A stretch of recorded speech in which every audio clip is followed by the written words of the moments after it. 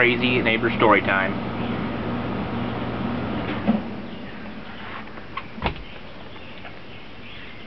Still smoking that Maltese Falcon. I smoked up half of it, and then I went and did some honeydew.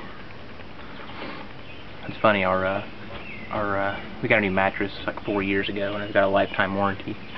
We got it from the Denver mattress company. And after a couple of years, I noticed my back was hurting. You know, I thought, well, I'm just getting older, and I can't sleep like I'm sleeping. And after a while, I kind of we looked at the bed, and it was like a bowl. You know, from head to foot. It's like you're sleeping in a bowl. It's like, well, no wonder when I'm on my belly, I'm like bending in two.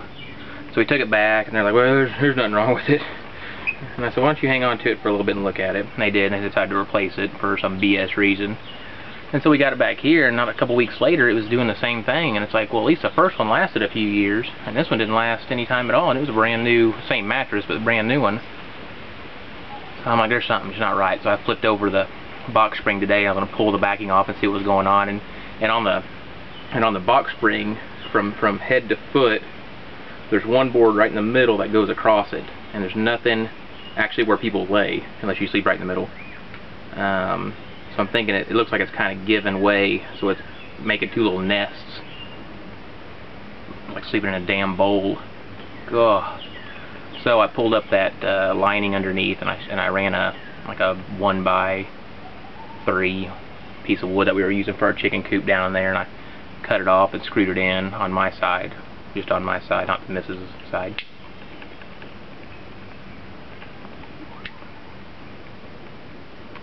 I didn't have any more, but I'll get some more.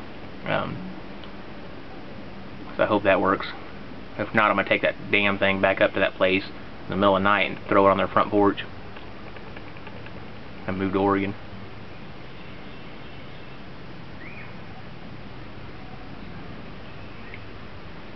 Pretty good stuff, communist.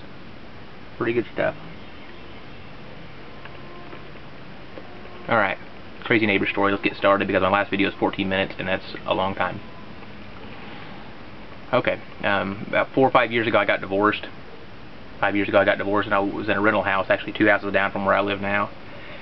And there was a neighbor 2 houses over. We're in a cul-de-sac. I was all the way down at the end of it, and there's a neighbor a couple houses up. This lady.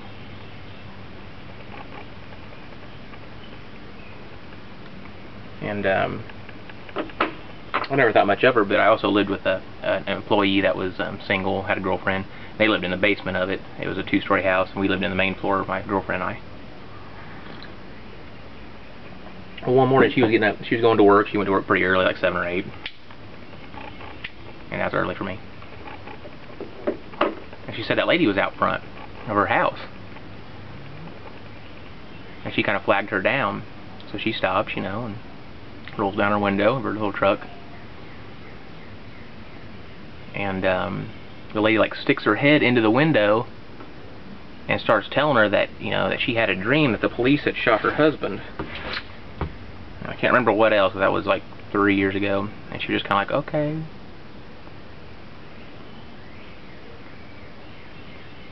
So she goes on to work.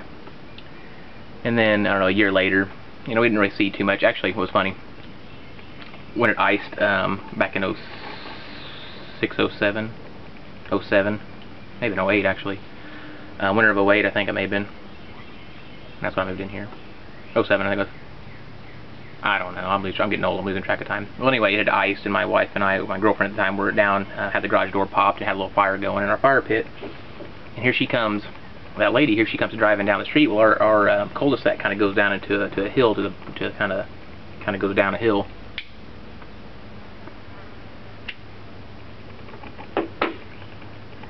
I kept watching her and kept watching her and kept watching her. And the streets weren't that bad. Next thing I know, she goes down an embankment between her house and the house next to ours. And we don't hear anything. Then we hear this boom, and we're like. And she's like, should I go help her? Should I go help her? I'm just like laughing to myself like crazy, and I'm just like, no, I'm not going over there. She's crazy. I'm like, what the hell was that? Here she comes walking out of the thing, and my girlfriend asks if she's okay, and she's like, yeah. So they end up, you know, going and getting her car and driving it like all the way around these people's house to get it back up the hill to get it into their house. I'm like, just leave it. I mean, she just absolutely just center punched it. Just center punched a tree. Not real hard, probably 20, 25 miles an hour. Okay, and here we go now. Getting better. Well, after we were down there renting for a year, we moved up to this house, and while we were moving, of course, we back up a trailer, we load it up, we pull it up here, we unload it, and we back it down, you know, just a couple trips is all it took. Well, as I'm walking back down there, one of my friend's truck had Skeeter across the back window of his Ford F-150, because he has a Skeeter fishing boat. So she yells off the back deck to me, "What's Skeeter?" I said, "What?" She goes, "What's Skeeter mean?" So that's the name of a fishing boat. Oh, okay. And that's it. Well, they're all being curious, I guess. So probably, I don't know, say a year later, me and my wife are getting ready to leave. It's like 1 or 2 in the afternoon.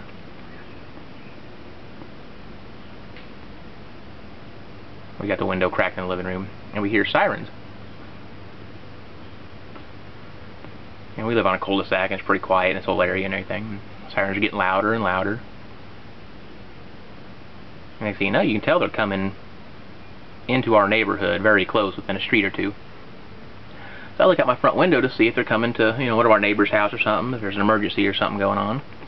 And here she comes driving past our house, you know, doing 25, 30 mile an hour, normal. And then behind her comes 1, 2, 3 deputy cars.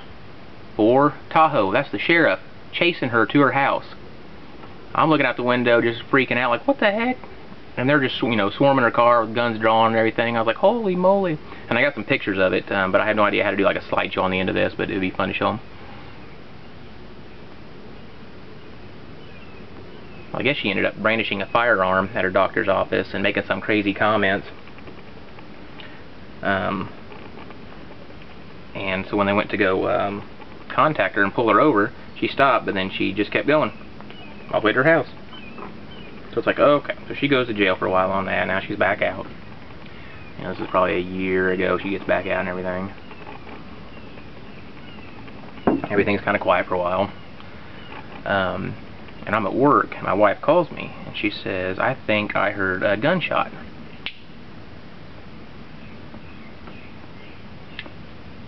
It was probably 2 or 3 in the morning. Of course, our neighbors are all asleep. So I said, well, you know, you can call the sheriff's office if you need to. And she wasn't sure, so I called the sheriff's office and told them see if they could go by and check an area and check across the street at that lady's house because she had had a firearm before. Well, she said that, you know, the lady was over there, and I guess the guy had an order of protection against her, and he said, my wife said, you know, she's over there.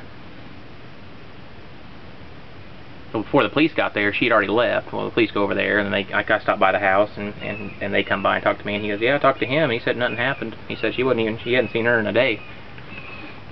And it's like, no, my wife saw her there, and saw her just leave. He's like, oh, really? So they go over there and talk to her, and they find out that apparently that she was over there violating the, you know, order of protection. Went and got a gun out of her car, I think like a .22 pistol, and he locked her out, and she came over there and shot through the door. And then left. Well, Springfield ended up finding her. Springfield PD ended up finding her and arresting her, and she had a gun and was intoxicated and everything.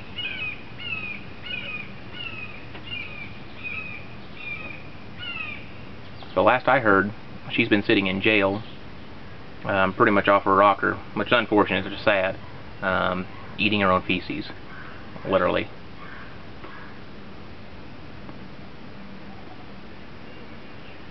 So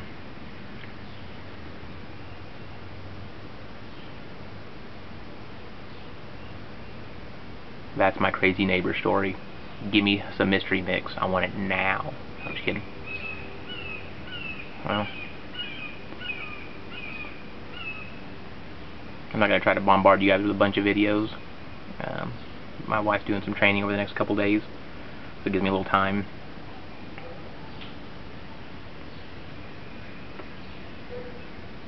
To get back in touch with my buds on the YouTube. Getting ready to watch Communist's new video. Jay's got another video out. New one he just put out. Been watching Dunhill Man UK. I'm really behind on videos.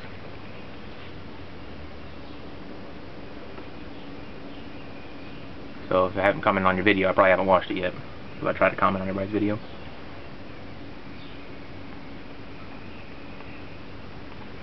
Maltese Falcon. If you guys haven't tried any GLP's Maltese Falcon, Communist is right. It's pretty good. I could see myself smoking it again, which is good because he sent me a decent amount. But I'm gonna work on finishing up the chicken coop. Make this video short. We'll leave it on that. See you guys. Thanks again, Communist. For the Maltese Falcon. Oh, it's starting to get hot. It's only like 80 degrees right now, but it's getting humid.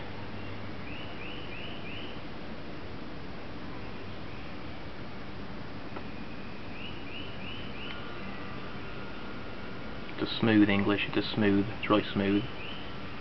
I haven't looked it up. I think I have looked it up, but I don't remember what it is. But I bet it's got some, you know, the Virginias, maybe some Orientals, some Latakia. But it's light. It's like I'd say it's got a couple different kinds of Virginias in it.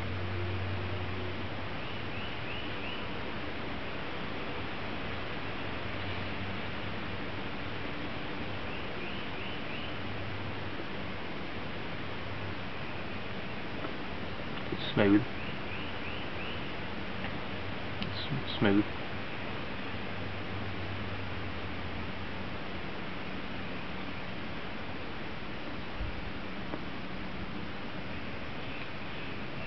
Alright, see you guys.